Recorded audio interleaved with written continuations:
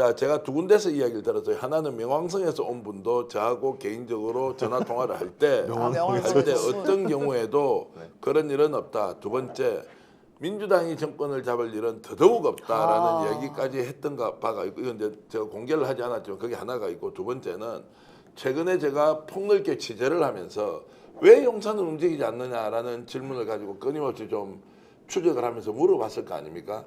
그때 제가 실제로 용산과 연결되어 있는 분을 한 분을 만났죠. 뭐 만났다는 표현을 하지 않겠습니다. 통화를 했죠. 자, 그래서 이제 설명을 쭉 듣는데 제가 얻었던 힌트가 바로 그 부분이에요.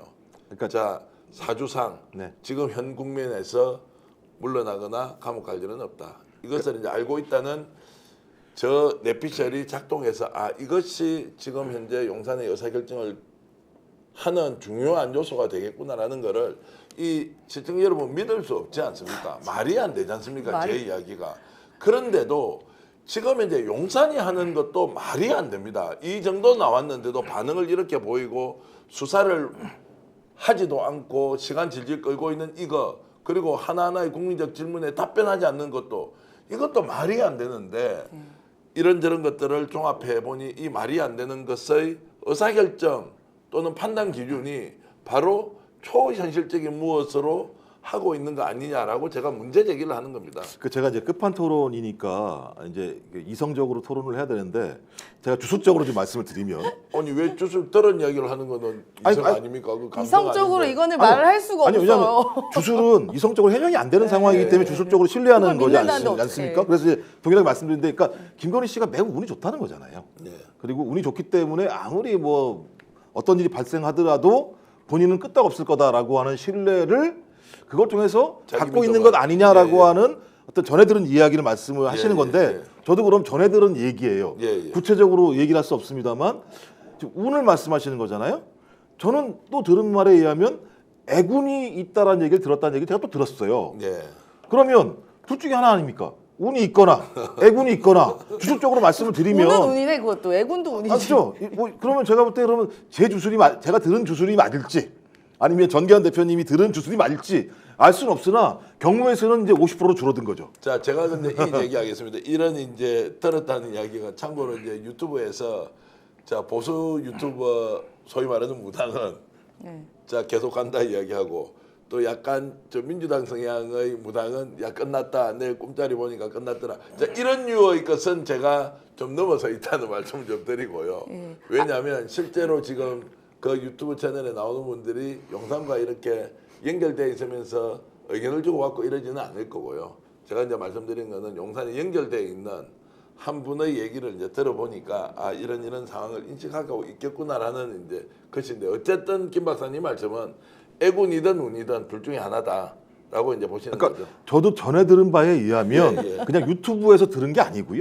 당연하죠. 그러니까 용산과 관계가 있다라는 얘기가 돌아요. 그래서 그러니까 이제 100%라고 말씀하셨는데 이런 얘기도 돈다면 주술적으로 따졌을 때 경우의 수가 50%로 줄어들었다. 감사합니다. 이 말씀을 드리는 겁니다. 저도 그 줄어든 50%에 제가 이제 500원 걸고요. 저 그리고 아까 그 명왕성에서 오신 분이 이야기를 하셨다고 했잖아요. 뭐 일단 민주당 쪽에서 대통령 안 될 거고 집권 못 할 거고 여기는 간다라고 얘기 들었는데, 저는 하나 그 명왕성께서 얘기하신 거에 그대로 얘기를 드리면 뭐라고 얘기했냐, 장림 무사 있었고, 그 다음에 뭐 안진뱅이 주술사인데, 안진뱅이 주술사 왜 안진뱅이냐 하면은 장림 무사 위에 올라타서 주술을 부려야 되는데 이 안진뱅이 주술사는 밖에 다니면 안 돼요.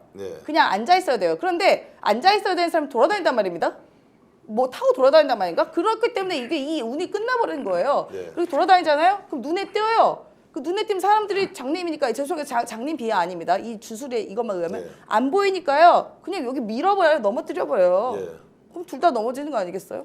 자, 그렇게 보고요. 제가 아까 이제 민주당은 절대 정권을 못 잡는다 이 말도 제가 수정하겠습니다. 실제 이제 들었던 이야기는 특정인을 지목해서 안 된다고 이제 하길래 제가 이제 정권은 재창출이 반드시 국민의힘에 된다라고 이제 그 명성에서 오시는 사람이 얘기를 했는데요. 근데 그분 이야기가 지금 거짓말이면 한두 개가 아니고 10개, 20개면 하는 것마다 지금 거짓말로 지금 판명이 나고 있기 때문에 그게 중요한 것이 아니라 지금 용산에서 의사결정을 하고 있는 것이 뭔가 좀 비정상적인, 비상식적인 방식으로 전체적인 상황을 관망하는 것은 아니냐 이제 이런 것이어서 결론이 이겁니다.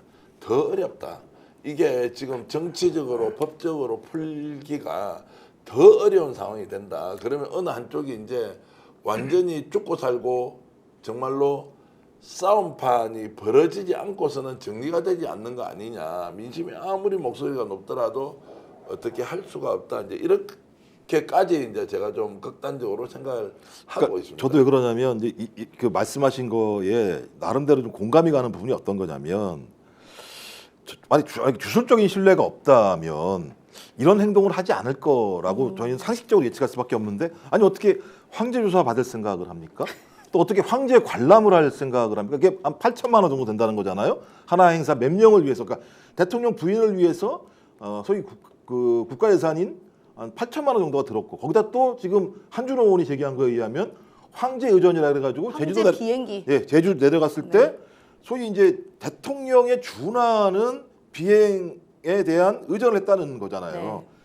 상식적이라면 진짜 적어도 사람이라면 그런 행동을 할 생각을 안 할 텐데 그런 행동을 한다는 걸 보면 이거 진짜 다른 뭔가를 신뢰하지 않고서는 이렇게 할 수 있을까라는 측면에서는 정견 대표님 말씀에 상당한 공감을 느끼게 됩니다.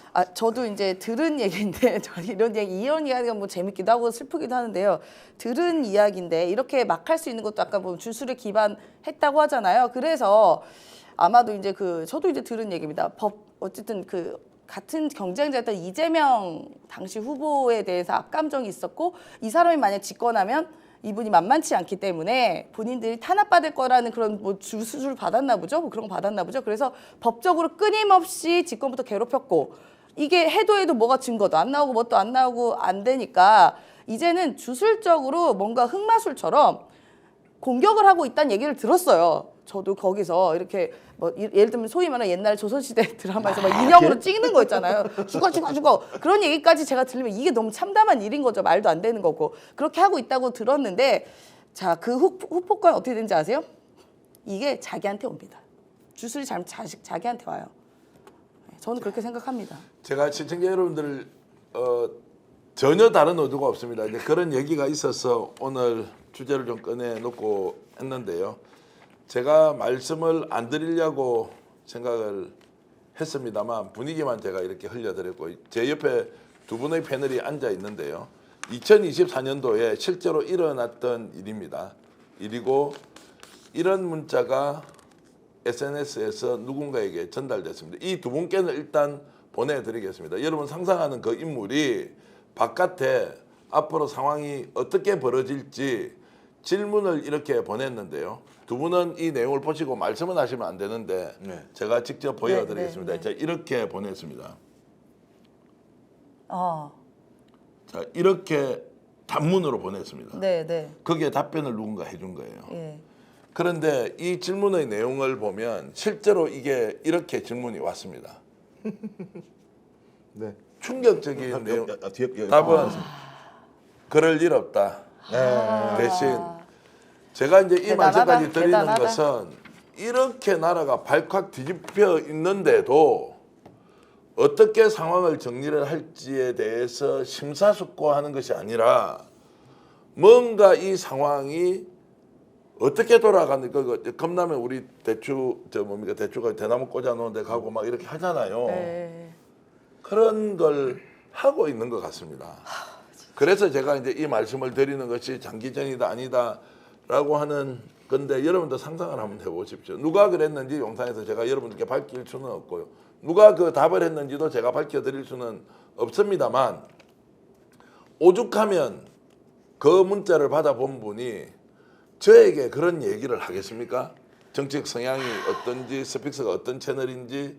그런데 그래서 자 오늘 끝판 토론은 이게 정치적으로 따져야 할 것도 많고 법적으로 따져야 할 것도 많고 그러나 중요한 것은 국민을 위해서 진실이 밝혀지고 책임자가 당연히 거기에 합당한 책임을 져야 하고 결국에는 더 좋은 나라를 만들고 자 이렇게 추락하는 아니요 거의 폭망한 민생을 살려야 하고 정치를 복원해야 하고 하는 그 과제 정말로 산더미처럼 쌓여 있는데 누가 이것을 주도할 것이냐. 그들은 국민을 정말로 개돼지로 보고 있구나. 국민은 그들의 삶에 그냥 요소이고 일종의 데코레이션, 포장물일 뿐이지 그냥 인형 같은 존재이지 절대 그들이 국민을 위해서 사는 것은 아니다라는 걸 다시 한 번 더 느끼면서 이 말씀을 드렸고요. 조금 전에 제가 말씀드렸던 이 내용도 지금 분위기가 이렇게 돌아간다라는 정도로 이해를 해 주시면 좋겠습니다. 김정 박사님 오늘 끝판토로 이렇게 나와주셔서 자 바깥에 들어보니까 애군도 50% 있다. 또 저는 행운도 50% 있다라는 이야기를 했는데 그것이 애군이든 행운이든 그리고 아까 또 들었던 말씀처럼 정말로 특이한 방식으로 의사결정을 하고 있다는 이 내용까지 여러분께 전해드리면서 오늘 끝판토론 시청해 주신 여러분 감사드리고요. 제 옆으로 나가고 있는 한우회식 대구 명소 경성한우 여러분 많이 이용해 주시면 좋겠습니다. 특히 대구에 계신 분들은 올 연말 연시에 가족 행사, 친구 행사 그리고 직장 행사 있으면 꼭 573-8900 축전 내거리 용산자이 몰 2층에 있는데요. 경성한우에서 아마 좌석이 500석 이상 되고 여러분들이 동시에 식사할 수 있도록 좋은 공간 그리고 착한 가격 정말로 뛰어난 품질의 한우가 준비되어 있으니까 꼭 이용해 주시길 바라겠습니다. 오늘 두 분 감사드리고요. 함께 인사드리겠습니다. 오늘 끝판토론 시청해 주신 여러분 진심으로 감사드립니다. 고맙습니다. 고맙습니다. 스픽스는 말하는 언론입니다. 대세는 유튜브, 그중에서 스픽스. 좋아요, 댓글, 구독, 알림 설정. 여러분이 저희를 사랑해 주시고 우리가 여러분을 사랑하는 4가지 방법입니다.